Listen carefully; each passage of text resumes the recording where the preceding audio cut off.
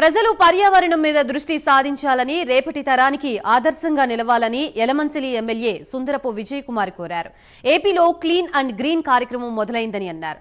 పచ్చని చెట్లు ఎవరైనా నరికితే వాళ్ల మీద చట్టపరమైన యాక్షన్ తీసుకోవాలని డీఎఫ్ఓని కోరడం జరిగిందని ఎమ్మెల్యే తెలిపారు. సెప్టెంబర్ 2వ తేదీన పవన్ కళ్యాణ్ పుట్టినరోజు సందర్భంగా పర్యావరణ పరిరక్షణకు ప్రత్యేక చర్యలు తీసుకుంటామని పేర్కొన్నారు.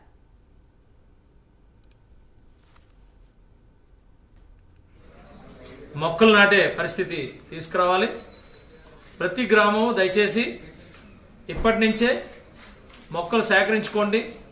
వాటికి కావాల్సిన మొక్కలు వాటికి పర్చేజ్ చేయడమో లేకపోతే సమీకరించడమో పెద్దలు పార్టీ ప్రెసిడెంట్లు అందరూ కూడా మీటింగ్ పెట్టుకుని చేసుకుంటారు. వాళ్ళతో కోఆర్డినేట్ చేసుకోండి.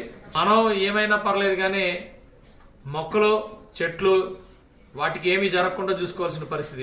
ఎందుకు ఇలా అంటున్నానంటే ఆ సీరియస్నెస్ కోసం మీకు తెలియాలని ఈ విషయం చెప్తున్నా. ఇందులో భాగంగా రేపు అచ్యుతాపురం అనకాపల్లి రోడ్డు విస్తరణలో కానీ అలాగే పరవాడ యలమంచిలి రోడ్డు విస్తరణలో కానీ ఎక్కడ కూడా ఒక్క చెట్టు కూడా కట్ చేయడానికి వీల్లేదనేది డిఎఫ్ఓ గారికి రిక్వెస్ట్ చేశాం. అచ్యుతాపురం అనకాపల్లి అయితే కొన్ని వందల సంవత్సరాల నుంచి ఉన్న చెట్లు వాటిని మళ్ళా రీలొకేట్ చేయమని చెప్తున్నాం.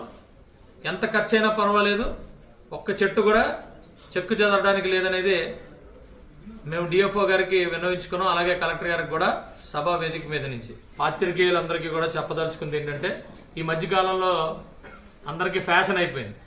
ఎమ్మెల్యే యలమంచిలి కంపెనీల మీదకి వెళ్ళిపోతున్నాడు, కంపెనీల మీదకి వెళ్ళిపోతున్నాడు అని. అది